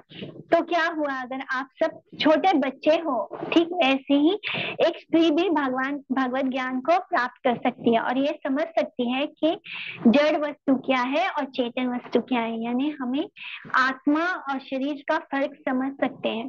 बस सीरियसली मेरी बातों पर ट्रस्ट रखो। तो इस तरह प्रहलाद महाराज समझा रहे हैं। तो इसके आगे की हम टीचिंग्स नेक्स्ट क्लास में लेंगे। अभी आज की क्लास को हम यहाँ पे पॉज देते हैं। तो एनीवन जिसको डाउट्स हो तो पूछ सकते हो। Any question? हरे कृष्णा। ठीक है, तो हम डाउट है कोई, कुछ पूछना है? जी माता जी। हाँ जी, पूछिए। माता जी, जैसे आपने बताया कि वृंदावन इससे पहले नहीं था और भक्ति विनोद ठाकुर जी ने इनको निकाला, मतलब फिर से प्रकट किया। नहीं नहीं नहीं नहीं नहीं नहीं नहीं नहीं नहीं, मैंने कहा कि वृंदावन धाम था, लेकिन वहां पर मतलब झाड़ वगैरह, मतलब जंगल जैसा हो गया था वृंदावन धाम। लेकिन जो चैतन्य महाप्रभु है, भक्ति विनोद ठाकुर नहीं, चैतन्य महाप्रभु जो है, उन्होंने सद गोस्वामी को, श्रीला रूपा गोस्वामी, श्री सनातन गोस्वामी को स्पेशली वहां पे भेजा। धाम में जो जगह, जो ब्रज लीला स्थली है, वो सब लुप्त हो गई थी। यानी लीला स्थली तो वहां थी, लेकिन किसी को ज्ञान नहीं था कि कौन सी स्थली कहाँ पर है। तो ये सब जो प्रकट किया है, ये सदगुरु ने प्रकट किया है। आप समझे? जी माता जी, बट थैंक यू। हाँ। Anyone else? यस, और किसी का? ये पूछना था दीदी, आपने कहा कि हाँ काम करते हुए भी हम याद कर सकते हैं, तो उस वक्त पेंटिंग कैसे कर सकते हैं? ये होता है जब हम 16 माला जप करना शुरू करते हैं ना, जब सुबह सुबह काम पे जाने से पहले आप 4 o'clock को उठ जाइए और हाथ पैर धो के भी आप कर सकते हैं। स्नान करना की जरूरत नहीं है, आप अच्छे से हाथ पैर धो के एटलीस्ट 16 माला कर लीजिए सुबह। तो वो जो जप होता है ना, वो मन में चलता रहता है। आप कुछ भी कर रहे हो, आप स्कूटी चला रहे हो, आप बाइक चला रहे हो, आप ट्रेन में हो, बस में हो, लेकिन इंटरनली आपका जप चलता रहता है। हरे कृष्णा महामंत्र जो है वो चलता रहता है। तो ये प्रैक्टिस से हो जाता है। जब अच्छे से करना शुरू कर देते हैं ना, हम 16 माला कभी मिस नहीं करते हैं, तो पूरा दिन हमारा वो जब चलता रहता है। हम कोई भी काम कर रहे होते हैं ना, कृष्ण होते हैं। जैसे हमारे, अगर हम चलते चलते हमें कोई पैर में पत्थर आ गया, जोर से चोट लगी, तो हमारे मुख से क्या निकलेगा? हे कृष्ण। तो ये ऑटोमेटिकली कृष्ण का नाम आता है। अभी जब हम देखते हैं ना, बच्चों को लगता है तो वो किसको बुलाते हैं? मम्मी करके चिल्लाते हैं, माँ को बुलाते हैं। तो जब हम 16 माला करना शुरू करते हैं, तब हमें कुछ भी होता है, हमें छींक भी आती है, तो हम क्या बोलेंगे? कृष्ण को याद करते हैं, ऑटोमेटिकली कृष्ण का नाम आ जाता है। वो तो ये अवचेतन प्रैक्टिस मन से में, होता है। अवचेतन मन में वो चीज आ जाती है। हाँ, हमारे कॉन्शियसनेस में रजिस्टर हो जाता है, कृष्ण का नाम रजिस्टर हो जाता है। आप जब, इसलिए तो चैंटिंग करने के लिए मैं बार बार श्लोक भी ऐसे ही देती हूँ जो चैंटिंग के ऊपर होते हैं, सो दैट आप लोग को समझ में आए कि चैंटिंग इज सो इम्पोर्टेंट। और हम लोग को तो इस कलयुग में तो हम लोग को कुछ और करना ही नहीं है, सिर्फ जप करना है। काम करते हुए भी ऑटोमेटिकली जप होता रहता है अंदर से। ठीक है? ठीक है दीदी। हरे कृष्णा माता जी, चल, धन्यवाद प्रणाम हाँ माता जी, जी, धन्यवाद प्रणाम। धन्यवाद प्रणाम। हरे ओके, कृष्णा ओके, दीदी, धन्यवाद प्रणाम। माता जी हाँ एक जी, क्वेश्चन, एक आपसे रिक्वेस्ट थी। हाँ जी, मैम माता बोलिए जी, बोलिए। आज अद्वैत आचार्य जी का अपीयरेंस डे था, है हाँ मतलब। जी, तो माता जी मैं चाह रही थी कि तो मैं चाह रही थी मैंने माता जी, बताया स्टार्टिंग में उनके बारे में, हाँ बताया था। मतलब मैं एक्चुअली वही लेट ज्वाइन किया, तो सॉरी उसके लिए एकदम। आप सुन लेना। उनसे माता जी अद्वैत आचार्य, मत, हाँ उनसे हाँ, हम लोग बोलिए। माता जी क्या प्रेरणा ले सकते हैं, मतलब अपनी भक्तिमय जीवन को आगे बढ़ाने के लिए, या हम लोग ऐसी एक अद्वैत पॉइंट। हाँ, वो विष्णु तत्व है। अद्वैत आचार्य जी लॉर्ड शिवा और लॉर्ड विष्णु दोनों जी के ये है। तो उनकी पुकार पर ही भगवान जी ने, चैतन्य महाप्रभु जी जी ने प्रकट हुए थे। जो अद्वैत आचार्य जी हैं, क्योंकि वो शिव तत्व है, तो वो हमें कृष्ण प्रेम नहीं दे सकते थे। तो ऐसे भक्त, शुद्ध भक्त तो है, बहुत शुद्ध भक्त है, लेकिन वो जानते थे कि मैं ये काम नहीं कर सकता। इसके लिए चैतन्य मतलब जो कृष्ण है वही शुद्ध प्रेम दे सकते हैं। जी तब वो बहुत करुण पुकार करते हैं, बहुत मतलब इतने जोर जोर से चीखते हैं। तब उनकी पुकार सुनकर भगवान कब आते हैं? भगवान तभी आते हैं जब उनके शुद्ध भक्त उनको पुकारते हैं। जी और माता शुद्ध भक्त हम पर कृपा करने के लिए उन्होंने श्री चैतन्य महाप्रभु को हमारे लिए बुलाया, और वो आए और हमें शुद्ध प्रेम दिए। तो भक्तों का हृदय ऐसे ही होता है, वो अपने बारे में नहीं सोचते। तो जी माता अद्वैत आचार्य ने हम सब पर कृपा की, हमारे लिए सोचा, उन्होंने अपने बारे में नहीं सोचा, वो हम सब पर कृपा करना चाहते थे। जी तो जी इस माता तरह आज तो हम सब लोग फास्ट करते हैं, पूरा विष्णु तत्व के लिए हम पूरे दिन फास्ट जी करते हैं जी एकादशी की। जी माता जी। जी, तो माता जी हम लोग के अंदर जो ईगो है ना, अभी तक जैसे हम लोग बुक डिस्ट्रीब्यूशन के लिए जाते हैं, फॉल्स, या जैसे हम लोग नॉर्मली ट्राई टू तो कोशिश करते हैं कि हाँ, थोड़ा सुने, तो हम लोग का ईगो इतना हर्ट हो जाता है जब वो थोड़ा सा भी रिस्पॉन्स नेगेटिव। नहीं करते। वो है मतलब ना, हम तो, हम हम माता जी हम बड़े भक्त बन के निकलते हैं और हम लौटते हैं एकदम। ये हम ना ये गलती करते हैं, हम अपने आप को भक्त समझ लेते हैं। जी जी जी जबकि हम बस साधक है। जब तक हम देखते हैं कि जो बहुत बड़े बड़े डिवोटीज हैं, वो अपने जी आप जी को साधक बोलते हैं। उनको ना अंदर से ये फीलिंग ही नहीं आती कि मैं भक्त हूँ। जब हम तक मतलब हम लोग भक्त को तो ये नहीं नहीं फीलिंग माता है जी, ना कि हम भक्त भक्त है, भक्त होते तो शायद हम लोग के नहीं, बोलने से तुरंत ले भी जब लेते। तो हम लोग मतलब अब उसी लेवल पे आए नहीं। मतलब हम लोग का लेवल नहीं है अभी। नहीं, हम लोग को अपने अंदर ये फीलिंग लानी है कि हम जी भक्त नहीं है, हम साधक जी हैं। जी जी जी जब हम खुद को भक्त समझते हैं ना, तब ईगो हर्ट होता है। जी जी जी जी जी। हाँ जब मतलब हम सोचते हैं ना हम एकदम तो कुछ वो भी नहीं है, हम हमको एकदम घास की तरह हाँ। समझना है अपने को, कि हम लोग को मतलब वो है ना उनकी शिक्षा, शिक्षाष्टकम, वो we have to follow that. हाँ जी, हाँ जी जी जी हाँ, ठीक माता जी। त्रिनाद अपि स्तुतिचेना तरोद अपि सहिष्णुना। यानी यहाँ पे क्या बोला गया है कि हमें घास के तिनके की तरह नहीं होना है, घास के तिनके से भी ज्यादा सहिष्णु, मतलब विनम्र होना है। कैसे कि जो घास का तिनका होता है ना, उसमें हम स्टैम्प करते हैं, पैर रखते हैं, वो मुड़ जाता है, झुक जाता है। जैसे पैर उठाते हैं अकड़ के खड़ा हो जाता है। मतलब हम लोग का ईगो ऐसा है, जब अपना फायदा देखते हैं तो झुक जाते हैं, और जब सामने वाले का कुछ बुरा करना होता है अकड़ के खड़े हो जाते हैं। तो हमें उससे ज्यादा भी नम्र होना है कि हमें झुकना है तो उठ के खड़ा नहीं होना है, अकड़ के नहीं खड़ा होना है।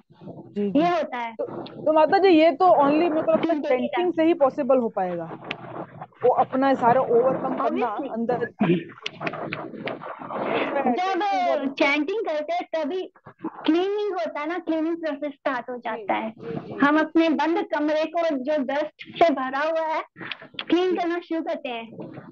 एक्चुअली में कृष्णा क्लीन करते हैं, हम लोग कुछ नहीं करते, हम सिर्फ चैंट करते हैं।